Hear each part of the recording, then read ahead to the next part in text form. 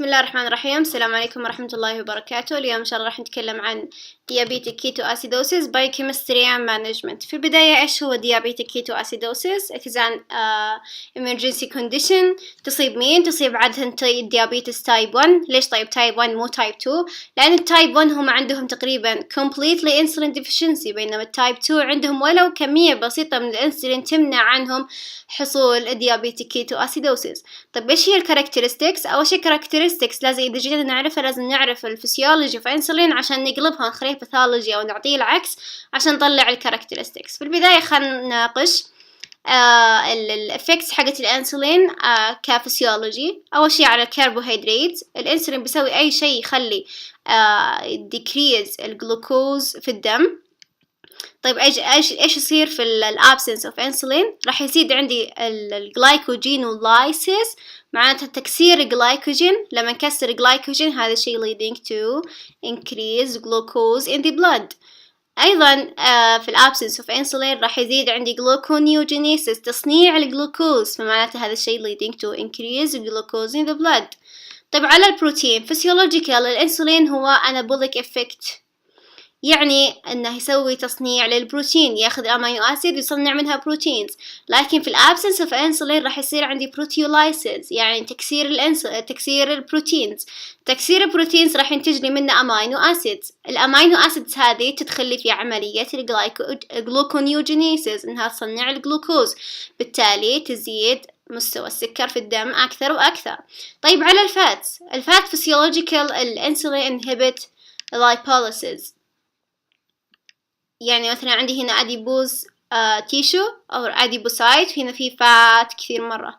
هل الأنسولين راح يخليه يطلع برا للبلاد فيزل؟ لا، الأنسولين انهبت هذا الشيء، انهبت اللايبوليسيس. الأنسولين ما يبغى يشوف أي فاتي أسيد في البلاد فيزل أو في السيركيليشن. لكن في الابسنس اوف انسولين راح يزيد عندي اللايبوليسيس، بالتالي راح يزيد عندي فري فاتي أسيدز في السيركيليشن.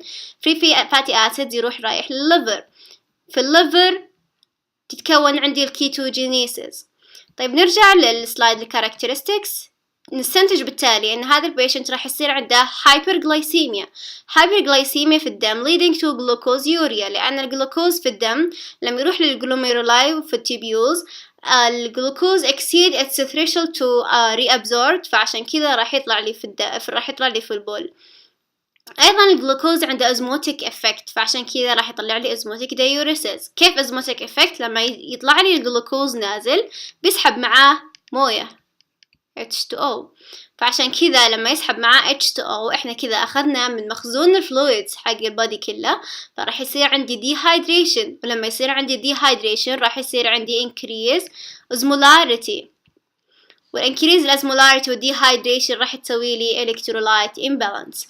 طيب على مستوى الفات زي ما قلنا انه راح increase اللايبوليسيس، hence increase الفري فاتي acids goes to the liver.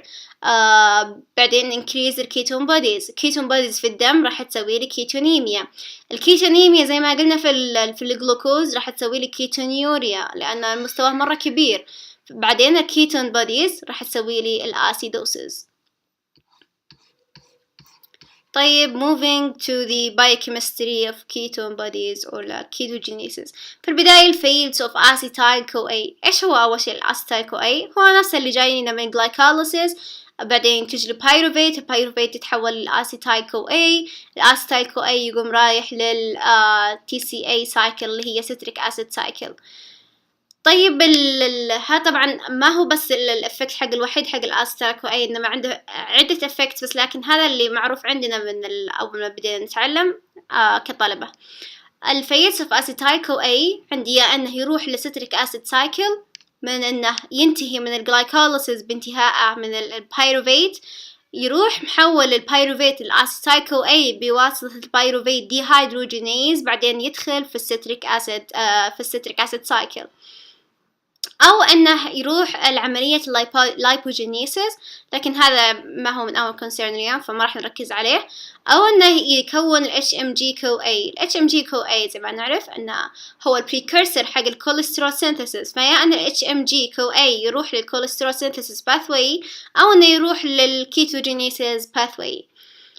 طيب الحين لو عندي diabetic patient وجاي وعنده diabetic ketoacidosis، يا ترى acetyl CoA راح يروح الأي فيت بالضبط؟ هل هو راح يروح الستريك أسيد سايكل وراح ينتج لي ATP، أو يروح ال HMG CoA ويطلع لي الكيتوجينيسيس؟ قالوا لنا أنه في الأسيتايل CoA ما راح يروح للستريك أسيد سايكل، إنما راح يروح كل تركيزه على ال HMG CoA. طيب ليش؟ لأن الحين عندي فري فاتي اسيدز مرة كثيرة في الدم، زي ما قلنا انه راح يزيد اللايبوليسيس. الفري فاتي اسيدز الكثيرة راح تروح للليفر، لما تروح للليفر تسوي لها اوكسيديشن، لما تسوي لها اوكسيديشن راح نحصل على اسيتايل كو اي مرة كثير. فلما يزيد الاسيتايل كو اي يروح نسوي لي نيجاتيف انهبيشن او نيجاتيف فيدباك انهبيشن على الانزيم بايروفيت ديهيدروجينيز.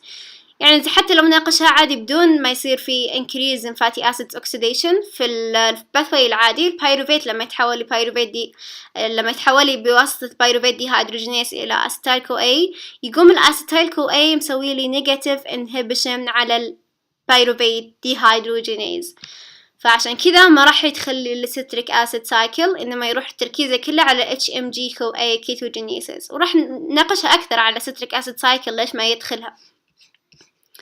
هنا عندي citric acid cycle بالتفصيل، نناقشها هنا بشكل سريع وبسيط. هنا الجلايكوليسيس بنهايتها طلع لي البايروفيت في النورمال كونديشن، البايروفيت راح يتحول لي الاسيتايل كو اي، وبعدين الاسيتايل كو اي راح يدخل لي citric acid cycle، وفي النهاية ينتج ال ATP.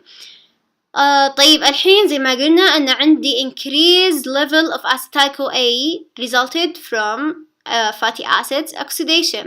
طيب لما قلنا لما يزيد الأسيتايل CoA يروح مسوي لي inhibition على البايروفيت ديهيدروجينيز.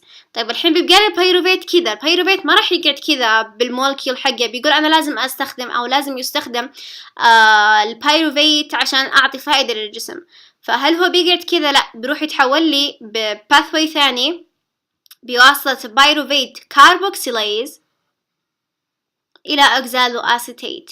في الحقيقة البايروفيت كاربوكسيليت get stimulated by increased level of acetyl CoA، يعني ال increased level of acetyl CoA يروح مسوي inhibition البايروفيت ديهيدروجينيز وستيميوليشن على البايروفيت كاربوكسيليز. طب إيش مهمة البايروفيت كاربوكسيليز؟ البايروفيت كاربوكسيليز يحول زي ما نشوف بايروفيت الأوكزالو أسيتيت. طب الحين تحول أوكزالو أسيتيت، والأوكزالو أسيتيت موجود في الستريك أسيد في الستريك أسيد سايكل، فنفس الشيء يعني نفسها سواء راح من هنا أو راح من هنا. لا، يقولون لكم لا، في حالة الكيتو أسيدوسيس ما راح يصير زي كذا، إنما الأوكزالو أسيتيت راح يتحول لي للماليت. طيب ليش هو يتحول للماليت وليش ما يروح للستريت؟ إيش اللي يحكم إن الأوكزالو أسيتيت يروح للماليت؟ اكتشفوا إن لما يصير في increase fatty acids oxidation بالتالي راح تقل نسبة ناد تو نادج، يعني أن النادج الحين مرة كثير في الليفر نفسها. طيب النادج نفسه لما يصير مرة كثير، هذا الشيء يحكم لي إن الأوكزالو أسيتيت تتحول للماليت. يعني مثلا الحين زي ما نلاحظ في الستريك أسيد العادية الماليت ياخذ الناد يحولها لنادج، لكن إحنا عندنا أصلا مخزون مرة كثير من النادج، فإيش اللي نستفيده من النادج مرة تزيد أكثر. عشان كذا من الأوكزالو أسيتيت لما الماليت يروح النادج يتحول ناد، بالتالي إننا الحين قللنا المخزون حق النادج وما خليناه يتراكم بشكل كبير. طيب نناقش هذا الشيء اللي العملية اللي صارت الحين هي عملية الجلوكونيوجينيسيس، اللي هي تصنيع السكر في البودي نفسه. نفس ما قلنا بايروفيت دخل البيتوكوندريا، بعدين تحول أوكزالو أسيتيت بواسطة بايروفيت كاربوكسيليز اللي get stimulated by increased level of acetyl CoA. أوكزالو أسيتيت يقوم يتحول للماليت ويحول النادج إلى ناد. زي ما قلنا الحين بدينا نتخلص من المخزون الكبير حق النادج عشان نستعمله. طيب هذه الأشياء كلها وهذه السالفة كلها إيش استفدنا منها في عملية الكيتوجينيسيس؟ استفدنا من أن الأسيتايل CoA خليناه في حالة، ما خليناه يدخل للستريك أسيد، إحنا نبغاه عشان نسوي الكيتوجينيسيس.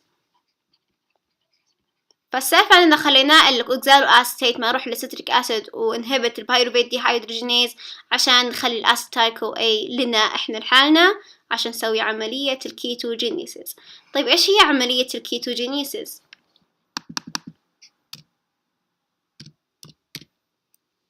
عملية الكيتوجينيسيس بايوكيمستري أو بايوسينثيسيس تو أسيتايل CoA وفاتي أسايل CoA بواسطة الثيوليز تتحول للأسيتو أسيتايل CoA. الأسيتو أسيتايل CoA يقول متحول لل HMG CoA بواسطة ال HMG CoA synthase اللي هي الريت limiting step للكيتوجينيسيس. طيب تحول ال HMG CoA يقوم متحول للأسيتو أسيتيت بواسطة ال HMG CoA lyase. الأسيتو أسيتيت هذا أول كيتون بادي يطلع لي. طيب الأسيتو أسيتيت يقوم متحول لي أو reduced to 3-hydroxybutyrate بواسطة 3-hydroxybutyrate dehydrogenase. طيب هذا الحين the second ketone bodies أو ketone body. طيب عندي الأسيتون يتحول بواسطة الديكاربوكسيليشن. الأسيتون إيش وظيفته؟ الأسيتون ما راح يعطيني كثير إفكت على الأسيدوسيس، إنما راح يعطيني diagnostic feature إنه يسوي لي fruity smell في البريثنج. لما يجي أنا أبغى أعرف إن هذا الشخص عنده ولا لا، فأشم نفسه. إذا اكتشفت إنها زي كذا بلاحظ أصلا على البيشنت نفسه إنه راح يصير له hyperventilation. طيب ليش hyperventilation؟ لأن بواسطة الأسيتو أسيتيت و 3-hydroxybutyrate هم هذول كلهم أسيد، فراح ينتجوا لي metabolic acidosis.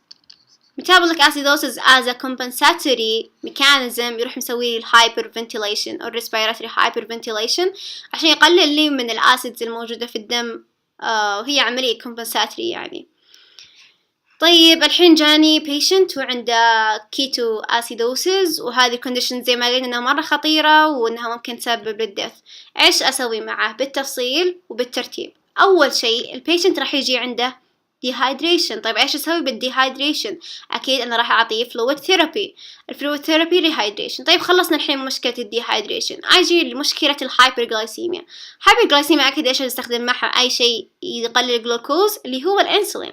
طيب هل أستخدم لونج ولا شورت ولا انترميديت؟ أكيد إني بستخدم شورت، لأن الحين في acute condition وأبغى أقلل الجلوكوز بأسرع وقت عشان ما تطلع لي مرة ثانية الكيتو أسيدوسيس والديهايدريشن وهذه الأمور.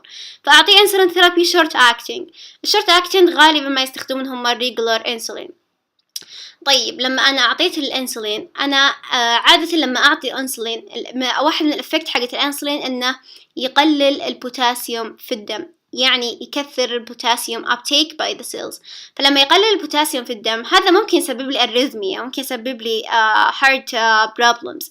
فعشان كذا أقوم معطيته بوتاسيوم ثيرابي بعد ما يصير له electrolyte deficient by الانسولين. أعطيه بوتاسيوم ثيرابي عشان يوازن لي بين الإلكترولايت، فيصير عندي الإلكترولايت بالانس. طيب أحيانا يصير في نفس هذا البيشنت كيتو أسيدوسيس، لما يصير ال pH أقل من 7 هنا أنا راح أعطيه بايكربونات ثيرابي. فلازم أقيس أول شيء البلد حقه، لما يصير فعليا هو ال pH حقه مرة قليل ونازل عن 7 أبدأ أعطيه البايكربونات ثيرابي. وزي ما قلنا هنا إن every 2 hours should be administered sodium bicarbonate until ال pH خلاص يوصل تقريبا normal أو near normal. And that's it for the diabetic ketoacidosis. أتمنى أنكم استفدتوا. شكرا لكم.